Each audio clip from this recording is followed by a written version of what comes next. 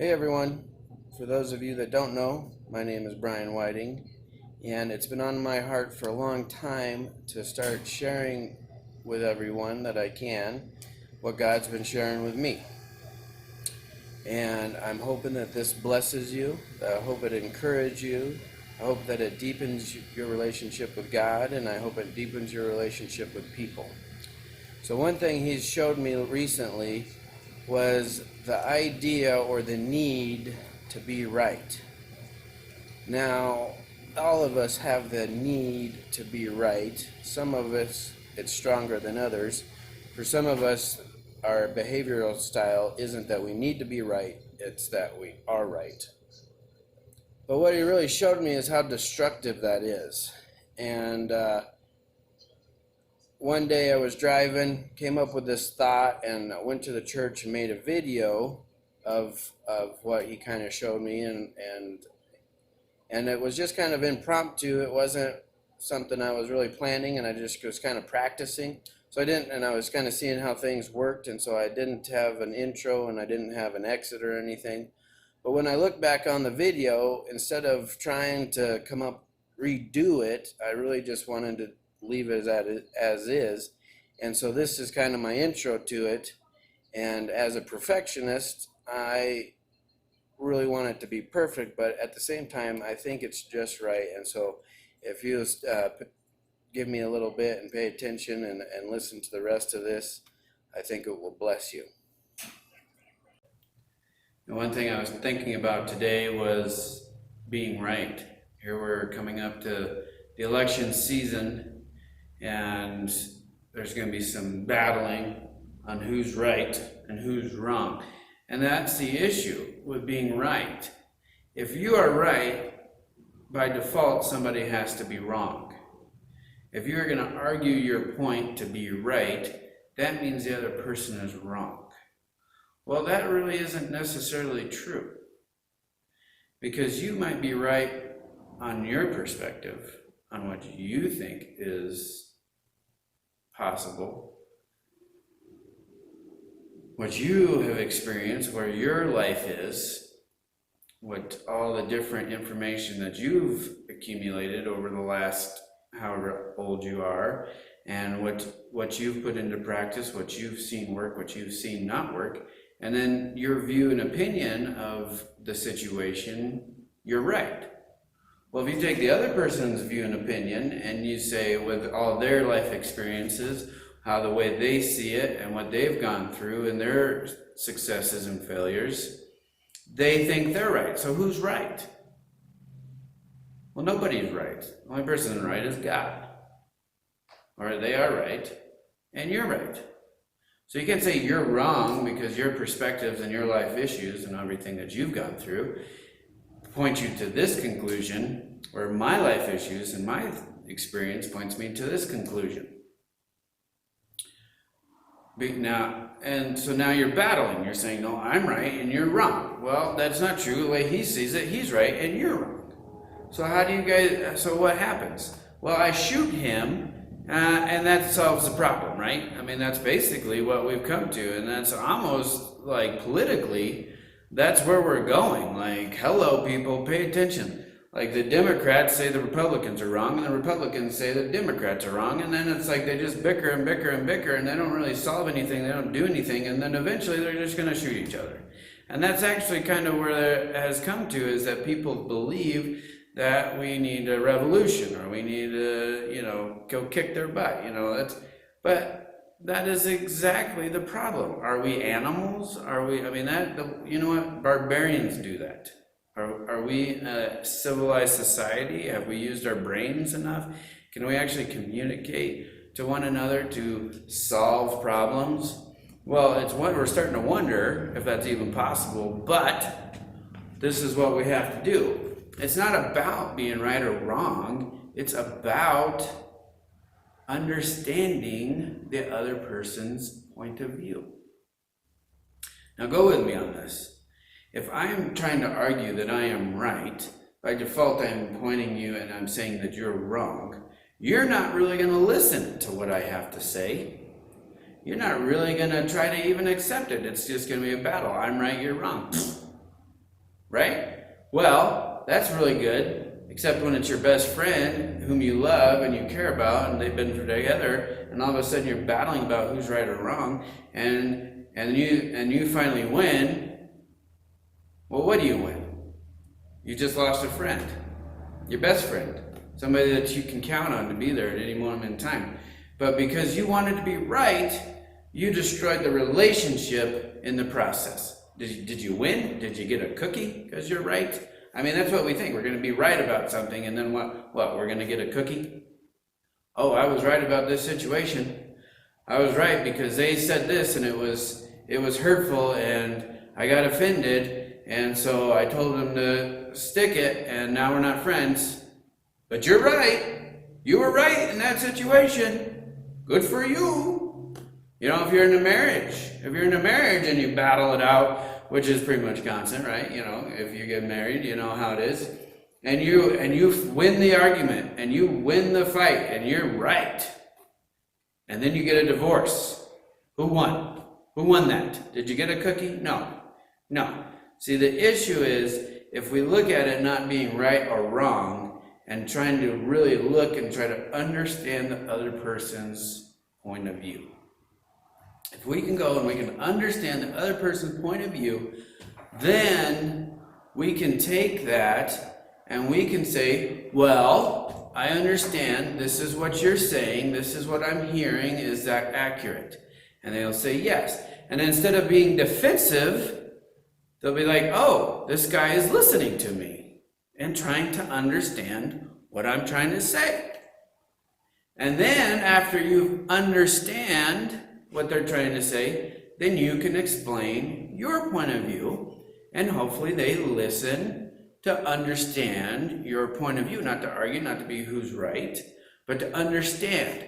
Once you've understood their position, and once they understand your position, now you are in a place to say, can we solve it? If it's an argument that says, I think we should go this way, and the other one is this way, I want to go this way. Well, is it easy if we just go straight down? Or you can say, well, I really want to go this way, and I really think this way is best. Well, I really want to go this way. And then you can say, well, okay, I'm going to go this way, you go that way, good luck. And instead of battling it, we can say, we're going to separate on this issue. Can you separate on an issue? Yes. We don't have to agree on everything. We don't have to agree on much, actually, except to take care of each other and to respect each other. But we don't do that. In the political world, it's destroy or be destroyed. Well, the issue is someone is being destroyed then in that particular idea. And then there's issues. There's issues in our country, and there's how do we solve this, and how do we solve the healthcare? Well, if one person's right and the other person's wrong, and they're just battling, nothing is getting solved, right? It doesn't matter if one person is right, because nothing's working and it's still not working, right? It's an issue. If there is an issue, by definition, something needs to happen differently. If something needs to happen differently, then something needs to change. And if all you do is bicker back and forth and somebody is right but nothing's still changed, nothing actually is fixed. Nothing's happened, nothing is fixed. Or if there's a battle and then it's just, well, I'm going to do it this way and you suck, go away. We did it this way and it's not working. Well, the other person's like, well, I was right, it's not working. Well, their idea probably didn't work either. I mean, that's really the issue. Okay, we finally if someone battles and comes over and attacks and says, this is the way we're doing it, this is my way and I am right, and stick it. And it doesn't work, the other person's like, told you so, told you your idea sucked, it was stupid. Well, it doesn't really mean that this guy's idea is any better, really. If this guy had won and we did it this way and it didn't work, well, this guy would just say, I told you so. And that's like the political party right now, is they bicker back and forth and then they come up with some half-concocted, some guy just pushed it through, had 600 other things on it that we don't talk about, nobody talks about, we won't get into that right now. But they push those things through, and then what? And then it's like half cocked and half eyeless, and it's just like, well, a bunch of people got rich in the process, that's all I know. And it comes through, and now we have this half cocked idea, and the other side thinks it sucks, and then this side's like, haha, we got it. And then they switch positions, and then they stop it, and then nothing happened. Then we're right back in the same boat, same issues. And you would think we could use healthcare, but there is 1,000 different things in our political system that does that. And what is in the end? It costs us a lot of money. Like, honestly, it costs us a lot of money. In the end, doesn't matter what the idea was, doesn't matter what the problem was. In the end, it costs us a lot of money. That's really what it is. And so what you can do, but what we can realize and what we can understand through that, I'm not trying to be political and try to run something that way. What I'm trying to get across was if the one person actually communicated and one person listened, and that person then communicated and the other person listened to understand the issues. Because there is lots of issues and there's no right or wrong.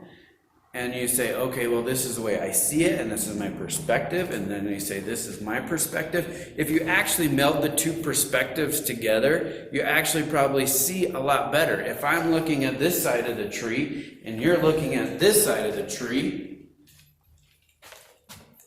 then we have two different complete perspectives. It's the same tree, but the way we see it is completely different. One could be all knotted with limbs and a big hole in it, and the other could have bark ripped off and be leaking sap.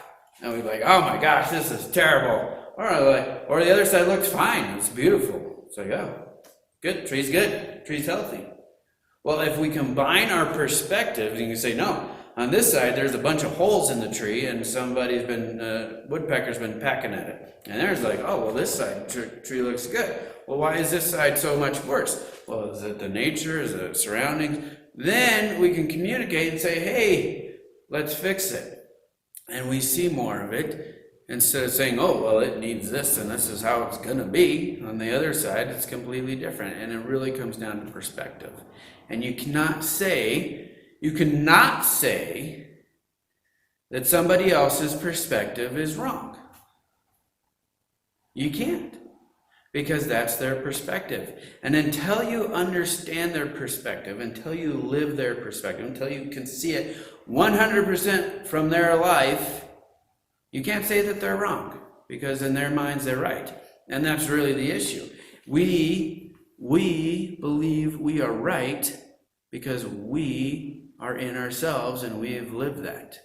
But the reality is that there's only one that's right, and that's God. God is the only one that's right. For the rest of us, we have our own skewed beliefs, our own skewed ideas and understandings.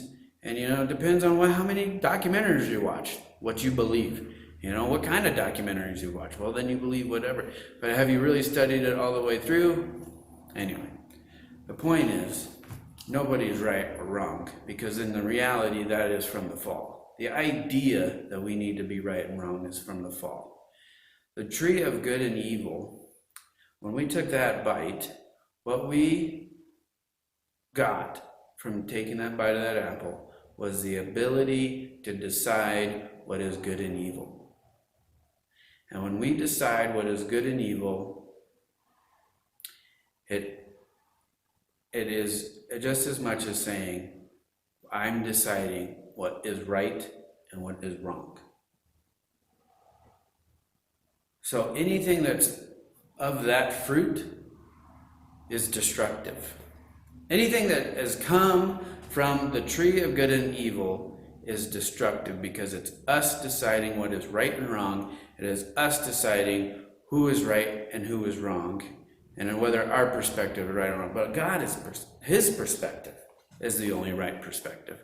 God's perspective is the only thing that can say this is right and this is wrong. And how do we get that? Well, we have to have a relationship with God. We have to be with him. We have to look into the Bible and say this is right. And really, everybody, we can argue like whether the Bible is real and what have you, and you can argue that, and what religion's right, and we can argue who's right and wrong about that. But the question is always, does it bring life or does it bring death? And if I'm going to battle you on who's right and who's wrong, and to the point, and history, it's not like this is my opinion. I mean, history shows it time and time again that it really comes down to who's going to kill the other one and who's going to go to violence the quickest, and that's going to be the right person. So obviously, in the end, it's death, and we don't want that. We want life. We want togetherness. We want relationship. We want peace. We want harmony. We want harmony with nature. We want harmony with ourselves. We want harmony with our neighbor. And what brings that is taking time to understand their point of view, to take time to understand how they see it. Because here's the reality, you were probably wrong. In one way, you were wrong. No matter what. Every time I fight with my wife, when I think I'm right, when I think my position is steadfast and I was right, when I finally shut up, apologize, and get her to speak to me again and communicate what really was going on, I was wrong. It doesn't mean she was right, but I know the way I handled it was wrong. And the fact that I didn't take time to understand her perspective, to understand her point of view, to take the time to realize and see it from her point of view was wrong. And once I did, I can see that instead of me being with her, dealing with the problem, I was now attacking her. It's like I use politics mainly because everybody knows what's going on in politics, at least somewhat. I don't pay that much attention to it because it just upsets me. And I have too many other things in my brain that I can't give time to my brain to say, okay, I'm going to deal with these issues. One, I can't fix them. Nobody's asked me yet to go to into Washington and fix it, so then, it's over there. But anyway, politics, I use that as an example because it's very clear and everybody sees it, and the battle is such that it's the whole country's involved. So that's why I'm just going to use that as an example. But if one side would take time to really understand the perspective and listen to the other side, and then the other side take a time, the situations and the issues of this country would be solved like that. I mean, they're not that complicated. There's a lot of gray, and there's a lot of people that have their different opinions, but if we would take time to actually really look at it and say, what is going to be the best for everybody, and what is going to bring value and love and cohesiveness to this country, it would be solved simply. But they don't want to do that anyway. I'm going into that. They like us being divided. They like us bickering at each other because it keeps them in power. But if we take the time, we'll realize that we're wrong because we don't know their perspective. No matter what I see on the tree, their perspective is different and it's valuable. And that's really having value for other people. And that brings life. When you have value for people, whether or not you agree with them or disagree with them, or you think their ideas are stupid. I mean, there's a lot of religions out there that I think are just nuts crazy. Like, I've read them, I've read their Bibles, their books, or whatever, and I think it's nuts crazy. But that doesn't mean they don't have value as people, as their opinion and their views. They still have value. And I can learn from them. If nothing else, I can learn that says that that's crazy and I don't want to do it. And I don't like that way. You know? It's good stuff. That's good stuff right there. If I really look at other people's view and opinion, even if I disagree with it and I think it's terrible and I think it's terrible stuff, what that does is show me that the way I see it is clean or good. That I think it brings life. Doesn't mean I have to devalue that person and their opinion to make me feel good. Because I can say, that is wrong. I know it is. I look at it. I see it. I've heard their view. I've heard their opinion. But I still disagree. That doesn't make them worse. It just steadfasts me in what I'm doing and saying, okay, this is okay. But I might look at their view and opinion. I might see something and they see it a different way. And I'll be like, I've never seen it that way. I've never seen it that way.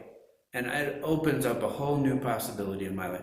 There's many times that I've been having problems, like I'm trying to fix something, I don't know. I work at the sound. I do the sound at our church. And so, electronics always are an issue. And sometimes somebody will say something and it really isn't that helpful. Like what they said is like, oh, well, what if we do this?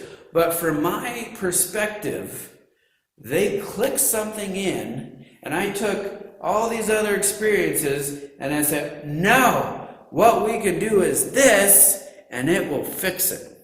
Even though their suggestion didn't really solve it, but what it did was it clicked something in my mind to understand something different, and then I can fix it. I mean, that's happened time and time again. Where like I'm struggling with something and my wife says something and I'm like, yes, that's the answer. And they're like, what are you even talking about? And you're like, that's the answer. And so valuing other people's perspectives gives you better understanding and can solve many issues that you think you might be right on or what have you, but are you having issues with? But they just say one thing and it clicks it in. But if we don't have value for what other people's opinions are, and we think we have to be right at all times, that will bring destruction. That will bring destruction in our life. That will bring destruction in our life and in our relationships. And if you want destruction in your relationships, go for it. But I know for me, the point of life is relationships. Without relationships, there's nothing. There's no purpose in this life without relationships. So if we're not going to have relationships, then let's just go all hide in a cave somewhere, and it's not useful. But it's about relationships, about having deep, intimate relationships, and dropping the idea of being right actually opens the possibilities for intimacy with people. Opens the possibility to see things in a different light. So do you want to be right or do you want to have relationships? That's the question. Do you want to be right or do you want to have intimacy with people? I don't know about you guys. Without intimacy, without letting people see who you are, life is pointless. I mean, there's nothing greater in life than truly being intimate with people. And that's letting them see you for who you are and you seeing them for who they are. And being okay with that. And being safe. Like if you know you are safe to be open and to be true with somebody, that is life's greatest gifts. That is life's, that's the way God intended it. Intimacy. That's the point. There's no more fulfillment in life than having that true intimacy.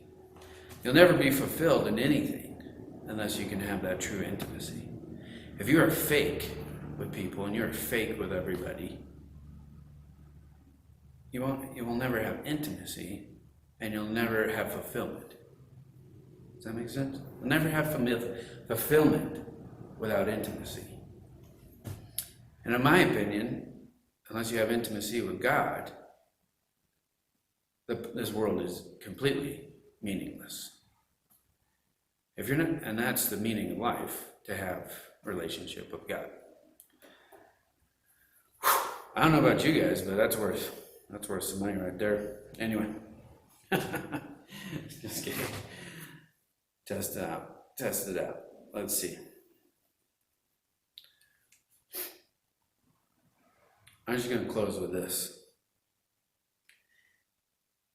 Being right doesn't get you anything. It really doesn't.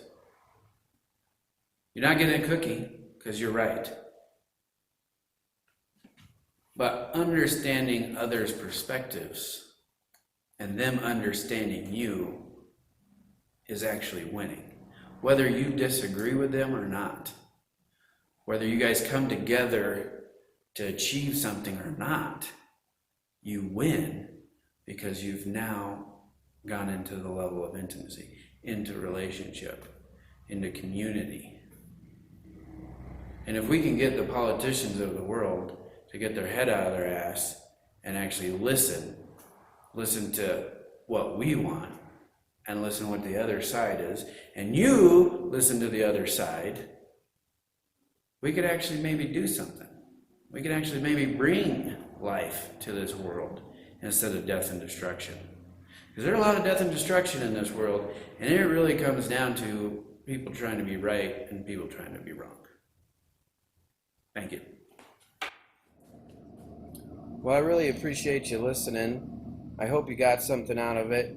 I really believe that that's for everybody. I really believe that we all need to come together. And I just want to add a few points to that, especially now that we're getting into this political time.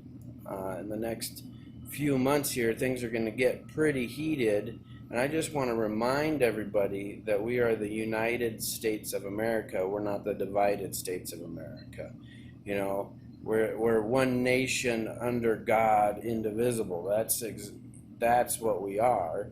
Even though we disagree, even though we have different points of view, doesn't mean we're divided. It doesn't mean we need to be divided. It's not one party against another party. It's all of us working together, figuring out how to work together.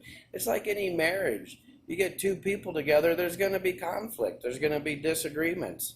But we're one body. Once we get married, we make that decision. We're one body, and we got to figure out how to work together, how to see the other person's point of view. And in the political realm, it's no different. We're one country. We've all decided to call ourselves American. We've all decided to call ourselves the United States of America. And in that, we have to figure out how to work together. Even though we disagree, we're still one nation. And I think that's very important that we stay together even though we disagree. And also as a church, the Christian community, believers, we want to argue doctrine as if we got something figured out. And maybe I just got stuck in some clickbait thing where I was watching YouTube and some guy came up and was coming against a whole bunch of ministries. Pretty much, I mean, he just listed like all the ministries that I know of that are doing something. And he's coming against them and saying how much garbage they are and how garbage they are because of a few points of doctrine that he disagreed with. And then not only does he take it to say that those ministries are bad, anyone that's affiliated and anything that comes out of it, any music or anything that comes out of that, out of those camps or whatever, those ministries is garbage. And you shouldn't be a part of it or even give into it or do anything.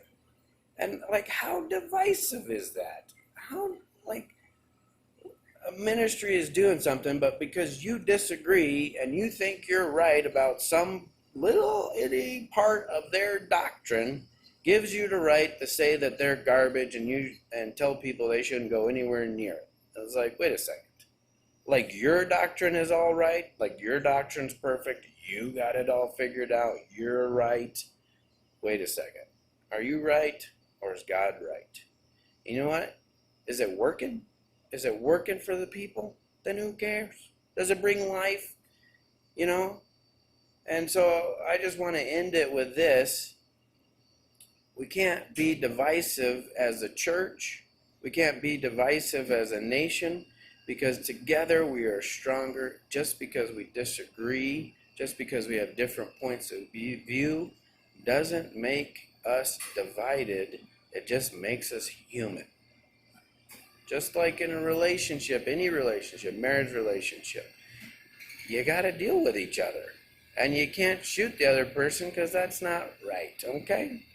So I really appreciate you guys listening to me. I hope you got something out of it. I really just want to show God's love for people, God's love for this country, and that we're together and not divided, no matter what the media says, no matter what the people in politics say. No, we're not divided. We love each other and we care for each other, and we just got to keep that in mind, and especially in this time right now. And I hope you get something from this, and be looking for more stuff from me, and let me know, comment on what you think, and I appreciate all of you, and have a great and blessed day.